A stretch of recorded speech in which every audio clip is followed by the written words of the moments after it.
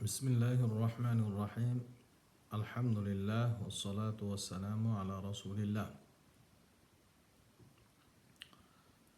Azizlar, bugungi mavzuyimiz uy haqida, oila haqida. Alloh subhanahu va taolo Ankabut surasida marhamat qiladiki, Astagfiru billah.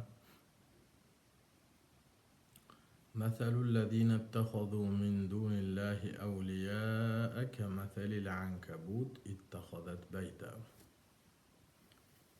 وإن أوهن البيوت لبيت العنكبوت لو كانوا يعلمون صدق الله العظيم.